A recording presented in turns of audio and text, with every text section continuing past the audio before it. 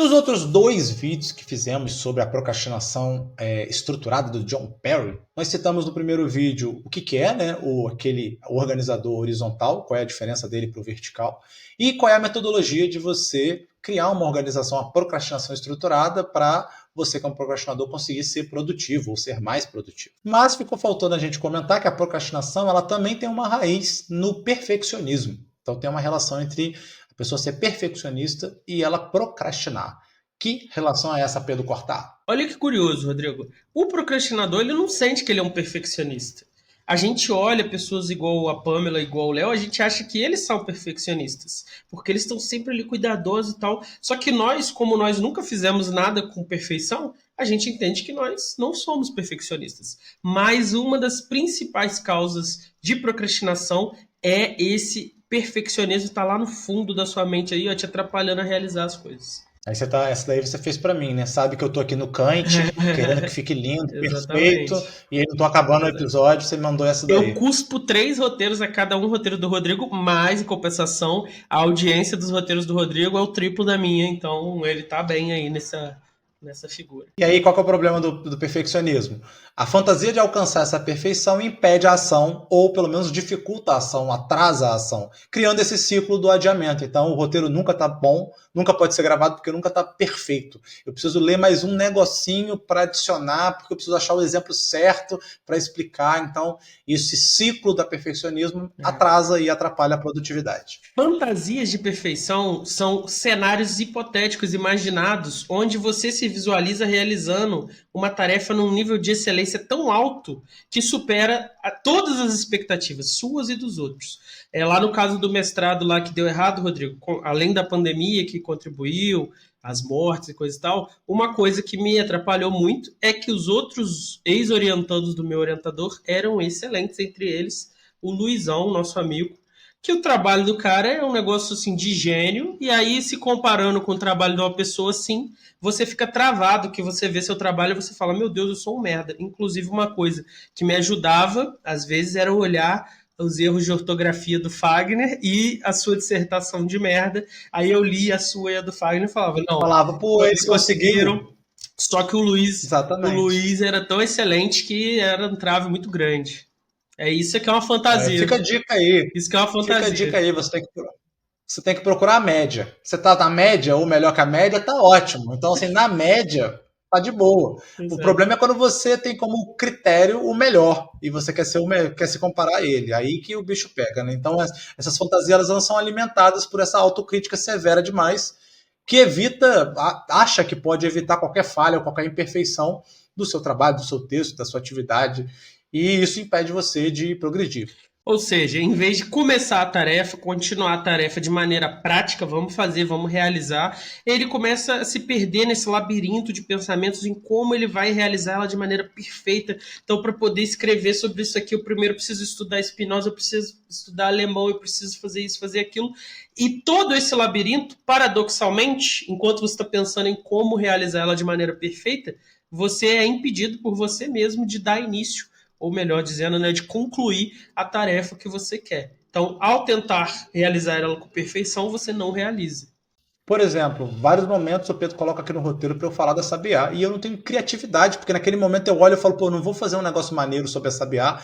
Então o que, que eu faço? Eu falo, Pedro, e aí, Pedro Cortar, se o nosso ouvinte precisa registrar a sua marca, o que ele precisa fazer? E aí eu jogo para ele a questão da Sabiá. Esteja a sua marca perfeita já ou não em construção, não espere, porque pode vir outra pessoa e tomar a sua marca, que as pessoas às vezes nem sabem que a marca é sua, porque você não registrou. Então aconteceu isso aí recentemente, uma moça teve que mudar o negócio dela, porque ela tinha uma marca, descobriu que a marca já estava registrada para outra pessoa e teve que recriar, refundar a sua marca. Então, se você quiser evitar isso, tiver um projetinho e quiser resguardar ele, entra no link que está aí embaixo e usa o nosso cupom NPC10 para ganhar 10% de desconto. E aí, voltando para o nosso ciclo, né, da perfeição do perfeccionismo, como é que ele funciona? É mais ou menos assim. Primeiro vem essa expectativa irrealista, né, do Pedro Cortá de fazer um trabalho tão bom quanto o do Luiz. Possível? E aí, a partir dessa fantasia de perfeição, o padrão é inatingível, porque só o Luiz faz um trabalho daquele.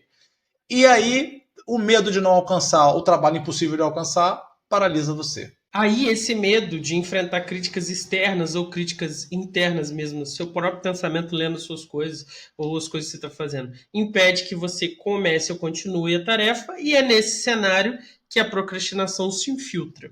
A procrastinação aí se torna uma forma de você evitar essa possível, né, hipotética dor emocional que você criou na sua cabeça, que está associada a esse fracasso. Só que, claro, como você está preso nesse labirinto de sentimentos conflituosos, você ignora que falhar também causará uma dor muito grande.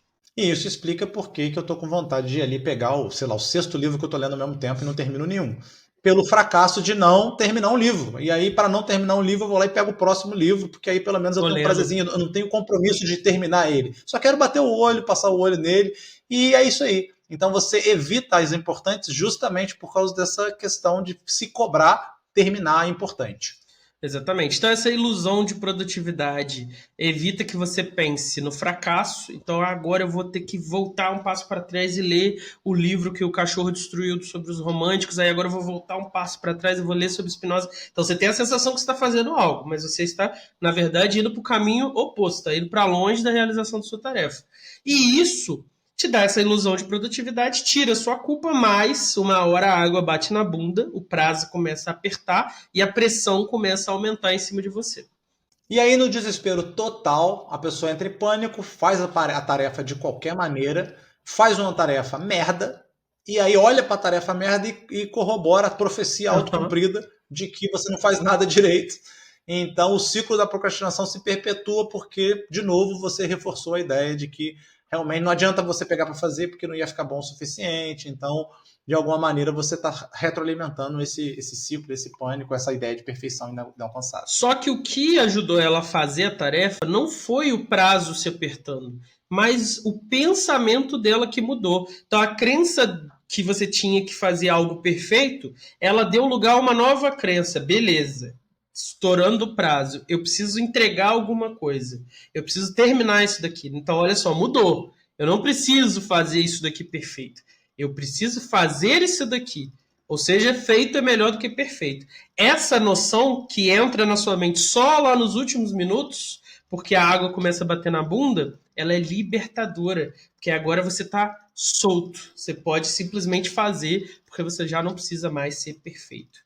E aí, se você parar para pensar, se você tivesse tido essa perspectiva desde o início, você teria não só entregue no prazo, como ter feito com muito mais calma, tranquilidade, ter tido tempo de revisar, de aperfeiçoar, de dilapidar o seu trabalho, a sua atividade, para ela ficar aí sim muito mais perto daquele perfeito que você imaginou, do que a merda que você está entregando agora, porque você fez tudo em cima da hora, porque você se achava muito burro para fazer.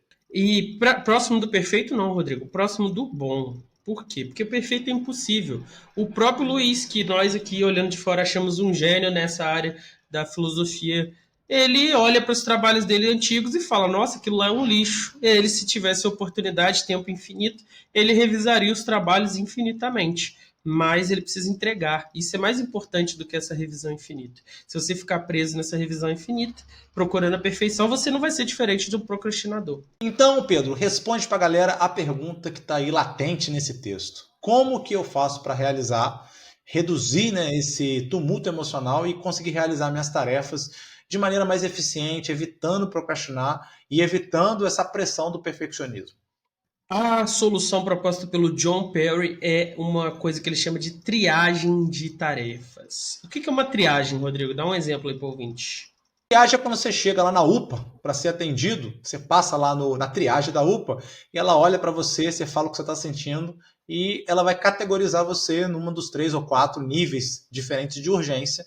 E aí você vai ser tratado na velocidade e na condição de possibilidade da UPA, segundo essa urgência. Isso que é a triagem. Exatamente. Então, a ideia do John Perry é você avaliar cada tarefa com base na urgência e a necessidade real que essa tarefa específica tem de ser perfeita ou próxima da perfeição. E aí você vai lá separar o seguinte, então, qual tarefa eu posso fazer meio que de qualquer maneira, por assim dizer, né? Eu não vou precisar ter um nível de concentração e de perfeição muito grande.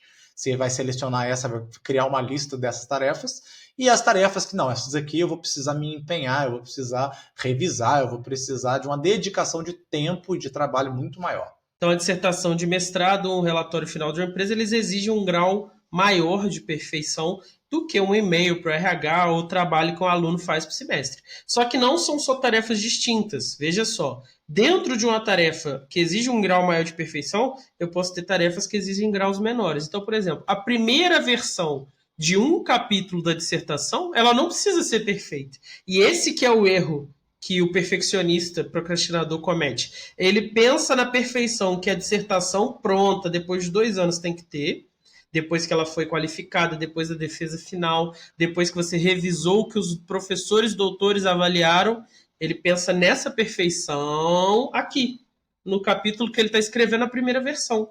Não é assim. Esse capítulo aqui é uma tarefa que não exige perfeição. Por quê? Quem que é a única pessoa que vai ler esse capítulo? Você. Então você pode escrever de qualquer jeito e depois ir revisando. O que não pode chegar de qualquer jeito? A dissertação lá do final. Como a gente falou acima aqui um pouquinho, então você tem que no dia 1 da sua atividade já partir daquele pressuposto de que você terá quando o prazo apertar. Que é, olha, vou tentar fazer um trabalho honesto, adequado. Honesto. E honesto é a melhor palavra para isso, o trabalho honesto. E aí, se você tiver essa organização estruturada para fazer um trabalho honesto, eu garanto a você que o trabalho vai ficar mais que honesto. Porque você vai ter tempo de revisar, de aperfeiçoar. O trabalho fica honesto porque você só aceita ele ser honesto quando o prazo aperta.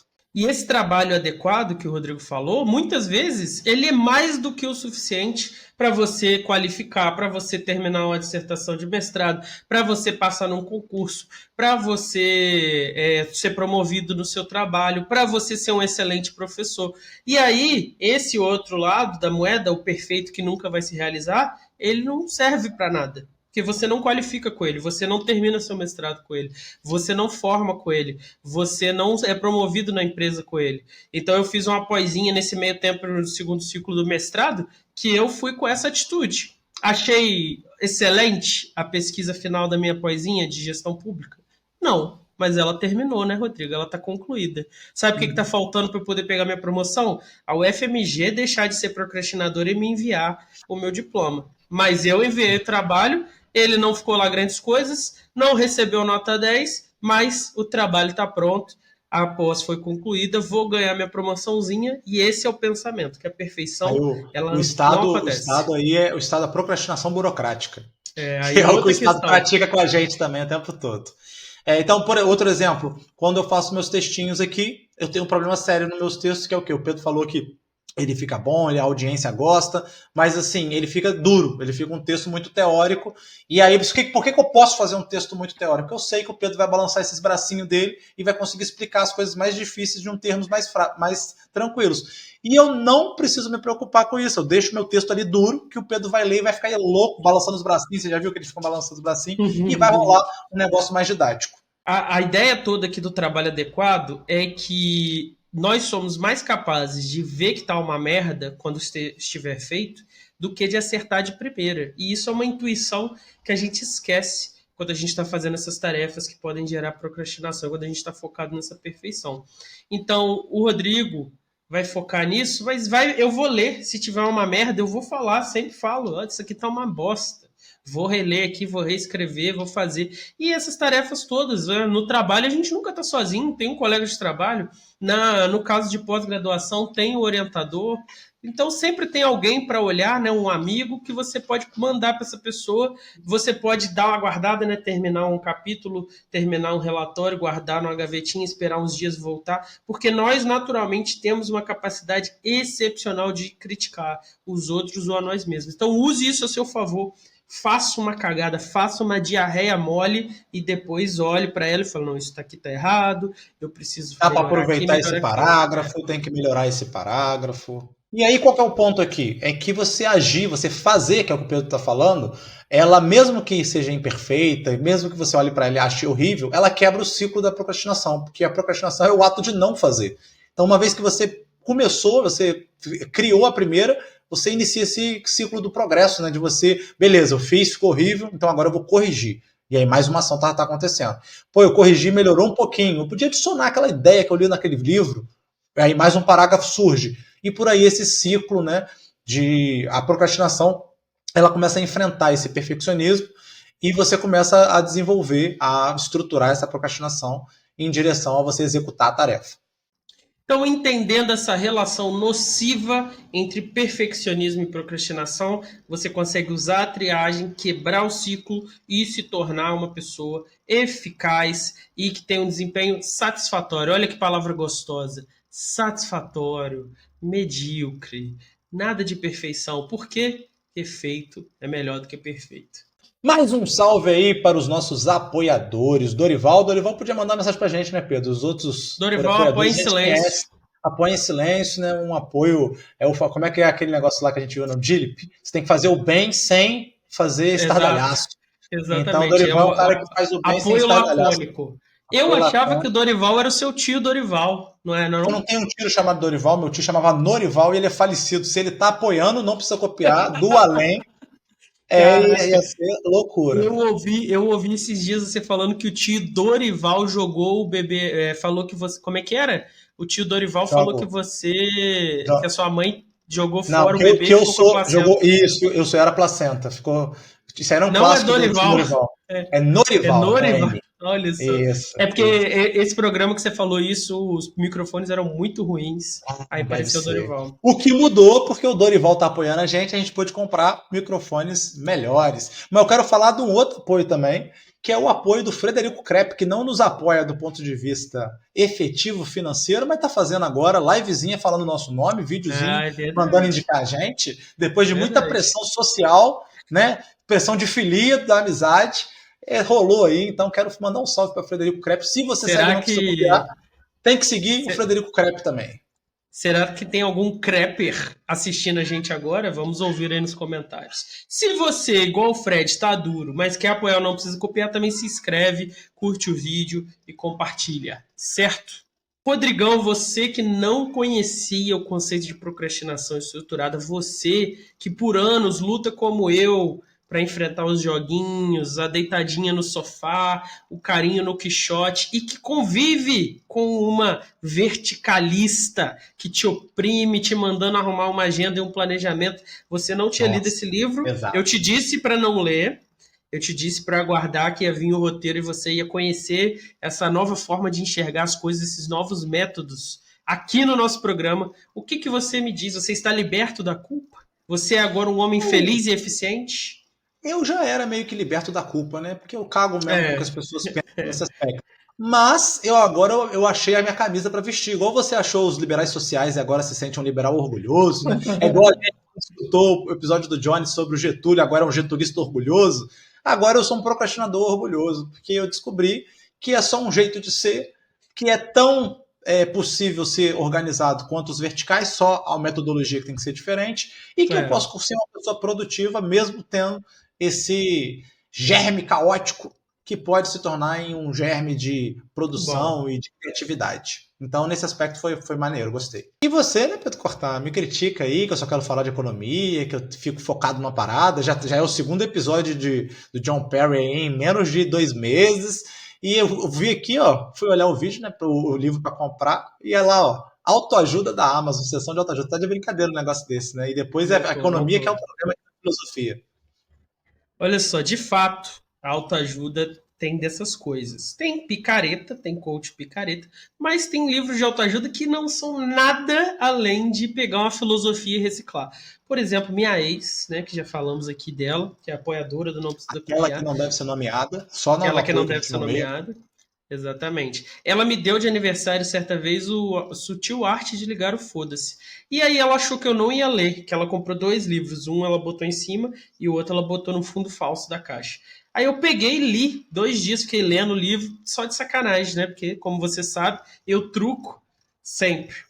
E, rapaz, era basicamente estoicismo, Rodrigo. O cara pegou várias citações de Epicuro, de Marco Aurélio, e a sutil arte de ligar o foda-se nada mais é do que aquela atitude estoica de indiferença diante das Autarqueia, adversidades né? e A coisa e tal. famosa Ele contentamento só, da autarqueia. ele só botou uma capa laranja e um título chamativo para ele vender muito mais do que qualquer coisa aí que a gente escrevesse com o título A Filosofia Estoica Colocada em Prática. Venderia. Então é uma coisa que acontece assim. E aqui o caso do John Perry, ele é um filósofo, é, ele explorou aqui, né, essa pegada da filosofia antiga, que a filosofia antiga tinha essa questão de se colocar como um modo de vida também, e ele tentou usar as habilidades dele de filósofo, que estuda problemas teóricos, como, por exemplo, a identidade pessoal, e coisas assim. Ele tentou pegar essa habilidade dele de filósofo e estudar um conceito aí ligado a uma forma de viver. Então, realmente tem essa fronteira nebulosa aí. Resumindo, não precisa copiar, apoia a autoajuda que tem fundamento filosófico, que é a autoajuda que é só uma tradução de conceitos filosóficos para o povo Exato. brasileiro. E, inclusive, não precisa copiar, é mais ou menos isso também, né? Traduzir filosofia É, para o povo brasileiro. Então, de certa maneira, estamos aí fazendo essa tarefa também. A gente só não é picareta, ou tenta não ser. Não sei se a gente não é. Bota no comentário se você acha que é mas picaretagem que olha a gente só, faz. olha só. Autoajuda tem coach picareta, mas a filosofia não tem picareta? A Um monte de filosofia picareta. Eu tem fiquei em dúvida nazista, agora se a Rodrigo. gente é. É verdade. Tem de Não, tudo. a gente não é coach, mas tem nazista na filosofia, Rodrigo. Então, assim, quão melhor a filosofia é nesse quesito membros da Essencialmente, sua né? classe? Eu não acho que há uma diferença tão grande. Qualquer reino humano, religião, filosofia, escritores de autoajuda, professores de escola pública, alunos, vai ter gente excelente, gente correta, gente picareta. Então é isso aí. Não se trata do grupo humano, se trata da raça humana como um todo, né? Só que qual que é o elemento aqui, Rodrigo? É uma reflexão sobre a sociedade, porque ele falou que a sociedade é organizada para os verticais, e sobre o ser humano. Olha, é uma espécie de antropologia. O ser humano não é só organizado e aqueles que estão em erro são desorganizados. Não. Os seres humanos se dividem entre organizados verticalmente e horizontalmente. Então é uma forma de filosofia, sim. Só que com uma linguagem mais leve, uma coisa mais ligada às demandas contemporâneas. Coloca nos comentários se você é um vertical ou um horizontal. Pra gente saber aí como é que a nossa audiência é. Se a nossa audiência se parece com a gente, por isso que gosta da gente, porque é todo mundo horizontal. Ou se tem muito vertical aí rolando, que a gente vai ter que pensar aí esse roteiro mais organizado aí para atingir os verticais também. Caótico esse nosso roteiro que a gente faz. Pedro Cortá, além da indicação do livro, fala um pouquinho do livro, qual é, como é que é o nome. O que mais que tem de John Perry que a gente pode indicar? O livro chama-se A Arte da Procrastinação, o John Perry tem traduzido aí, tem na Amazon, um livrinho pequeno. Ele ganhou o prêmio Ig Nobel, né, de pesquisas irreverentes, então não o prêmio tipo Nobel não é só uma zoeira mesmo, mas é uma pesquisa de zoeira que muitas pessoas ao conhecerem essas ideias, esses conceitos, falaram, sim, eu sinto uma culpa, eu não quero sentir mais essa culpa, seguindo esses métodos eu consigo operar de maneira mais eficiente. Acho que é uma boa, John Perry. E eu não trouxe aqui essa questão, né, porque nós somos um podcast de filosofia, mas tem algumas pesquisas aí corroborando essas formas de enxergar as coisas. Mas não sei se muitas, não sei se sérias, mas que tem, né? Mas tem pesquisa para todo mundo também, igual jurisprudência no direito. Pedro Cortá, você não vai indicar a arte de ligar o foda-se que você comentou aí? Eu acho que cabe em você ser meio estoico, tem a ver um pouco com você É, não aceitar, se aceitar menos perfeito. vou indicar as meditações do Marco Aurélio, que é um dos volumes da arte de Sutil Arte de Ligar o Foda-se. Vou indicar o Manual da Boa Vida, do Epiteto, que também é um desses. É muito sobre isso, sobre como a forma de enxergar as coisas e a sua atitude psicológica influencia mais no resultado que você vai ter e na sua percepção da sua própria qualidade de vida do que mudar qualquer coisa. Resumo, você não controla os ventos, mas você pode ajustar as velas do seu barco. Então, é uma boa indicação, sim. E a arte não é ruim, não. Pode ler, gente. Não cai os olhos se você ler um livrinho de autoajuda, não. Não vai morrer por isso, não. Então foi isso. Curte, compartilha, fala mal, comenta e envia para quem você puder enviar. Valeu, tchauzinho. Abraço.